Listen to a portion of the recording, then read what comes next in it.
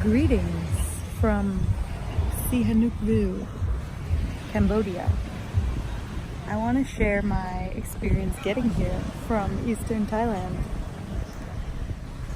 So I decided to go by land, and I was picked up at 8 a.m. by the ferry service to leave the island of Koh Koot, Thailand, and put all my belongings, basically everything I own, on the back of a truck. Climbed in. Took about a 30 minute ride to get on the ferry. The ferry was air conditioned, very nice. It took about an hour for us to get to mainland Thailand, where I put everything I own and myself on the back of another truck and rode for about 40 minutes to the bus station in Tat, which is the city. And from there, found a mini bus, micro van, whatever, going to the border, and waited for about 30 minutes to get the bus going, 40 minutes. We started going, just a bunch of local Thai people. I think it took about 40 more minutes to an hour to get to the border. So then I took my large suitcase, my large backpack, and my guitar, walked to the Thai immigration service. They stamped my passport. As soon as I walked out of Thailand, that's when things became less chill. First, there's no paved road anymore, just a dirt road. And then as I'm walking to the immigration, someone starts shouting, "Hey, hey, hey, come here." So I follow this person's voice, "Come here, come here." And I went there. And then they take my passport, take my visa, take my temperature, and then charge me, I think it was less than $1, 75 cents or something. But anyways, yeah, for this health check, health screening. And then this guy takes my passport and my visas, and he's like, come here, sit here. And I'm like, give me my passport. He wants to give me like a taxi. Everyone wants to give you a taxi. So I said, no, give me my passport. And I go to the immigration myself, and I fill the form in, and they stamp my passport. And then as soon as I exit the counter, someone's speaking English to me. "Hey, I have a taxi, 21, 25. And I'm like, 25 what? 25 baht, 25 rial, $25. So I've never done a lot of research on traveling there or any currency exchange. I highly recommend you do that if you're gonna do this. Anyways, sorry about my appearance. I just don't care. It's been a crazy couple days. So anyways, yes, I didn't do any research. He said 25, 21, and I was like, 21 what? 21 rial? Yeah. So I just have him take all my crap, to his car, put it in the back of his car. He's like, okay, my other clients are coming, you go wait here. And so I went to wait at his shop, and I was trying to exchange money there, and then I just realized he was quoting me in dollars.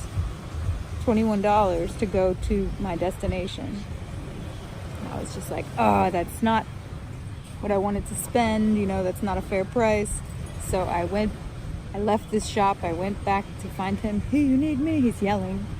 I said, "What currency are you charging?" He said, "Dollars." I said, "Sorry, that's too much." He said, "What do you want to pay?" I said, "Don't worry about it. Just give me my stuff. I don't trust you." And as soon as I said, "I don't trust you," he started screaming. Da, da, da. And he started screaming in the local language really loudly. I don't know what he was saying. It was not good.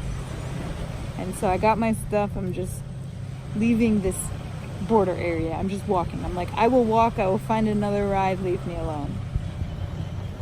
And so I took everything, including my, everything I own. Just walking. It's blistering hot. Walking so heavy. Everything, you know, can you imagine? Just don't care. I'm just gonna keep going. And I have like motorcycles asking me for ride, and then tuk-tuk asking me for ride. No, leave me alone. No.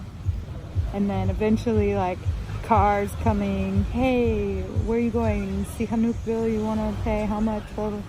And I'm just thinking, what would I want to pay? And then this guy keeps following me, and I'm like, no. And then eventually I'm just like, okay, I'll pay this. And he's like, okay. So I get into his truck, air-conditioned SUV. So that was good with all my stuff. And we go to the city, this border city, which I already have sketchy vibes. Anyways, he's just going to these back streets, calling people, and I'm just like, okay. I'm guessing he's looking for more passengers. Anyways, then we go to the bus station, pick up 3 guys who were going the same direction. We hit the road, which there is no road.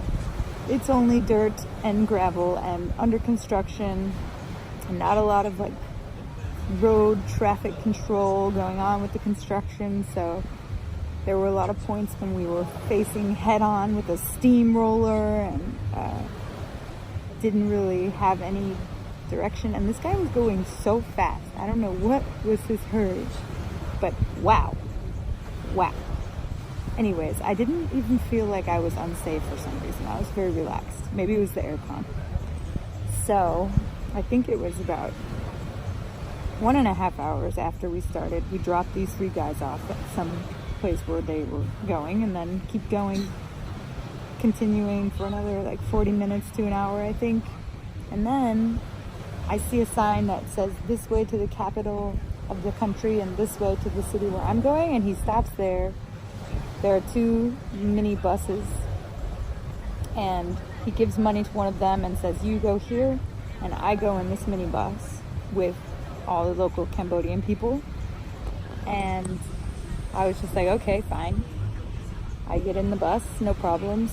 We're going slowly, and very many stops because we're getting off people, getting on people, and eventually it's like about to get dark. And wow, there's a lot of traffic. This is on a Sunday, and it was so much traffic going into this province, into this city. I've never even imagined, you know, wow. So I can't even tell you how long it took us from that point. 2 hours, maybe 2.5, 3 hours from the point where he dropped me off in that van till we get to the bus station in the town, in the city. It's a very busy city, a lot of traffic. So I'm at this bus station, it's after dark, and now I have to get to my destination, which is a house of a Russian family from Airbnb. And so I am offered a ride by people, but I already have the location, and I'm not going to take a ride at the bus station. I asked them how much. They said $8. Everyone's charging me in dollars now. Everyone uses dollars. So I said, no, that's too much. And I just walked with all my stuff in this busy traffic, nighttime, just walking. I have motorcycles offering to take me, and I look at them, and I'm looking at my stuff, and I'm like, what are you talking about? You can't put my stuff on your bike. Anyways, I just keep walking. I see tuk-tuk offering me, and they say $5. No. And I keep going, walking in the dark. I'm realizing it's really far where I'm going, and I'm like, okay, just keep walking, taking breaks. Every time I take a break, I'm like, how much far can I go? What is the real price I could pay? And anyways, okay, eventually a bike comes, and I'm dead beat tired from carrying my shit. So I negotiate with him to pay $2.50.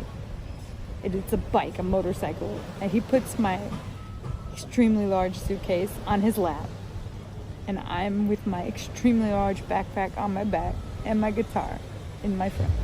We go on his motorcycle through the worst. There's no road. I mean, it's not paved. Like the worst road. It's like just dirt for like, I'd say, a 15-minute.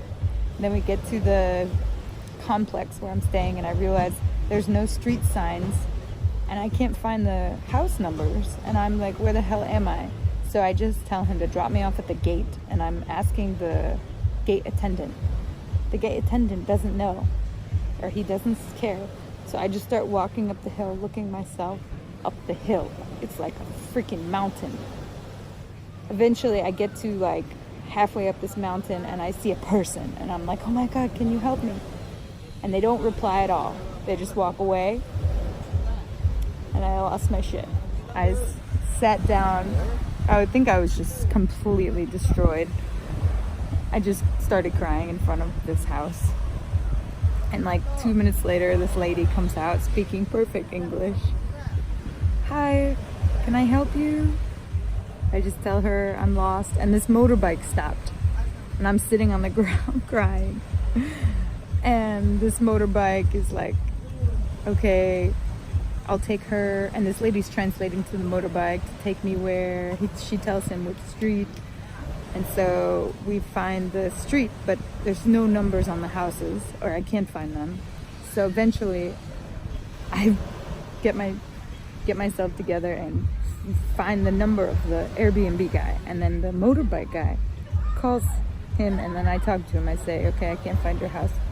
He comes outside, and we see him down. I get to their house. It's like a 15, 14-year-old boy.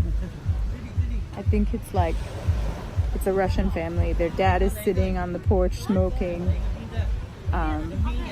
They show me to my room. There's no fan, no aircon. It's so hot. I don't care. And then the bike has to go back to the lady's house to get my large suitcase, which we left there. And he comes back, brings my suitcase, didn't charge me any money. I arrived at my destination 12 hours later at 8 p.m. Welcome to Cambodia.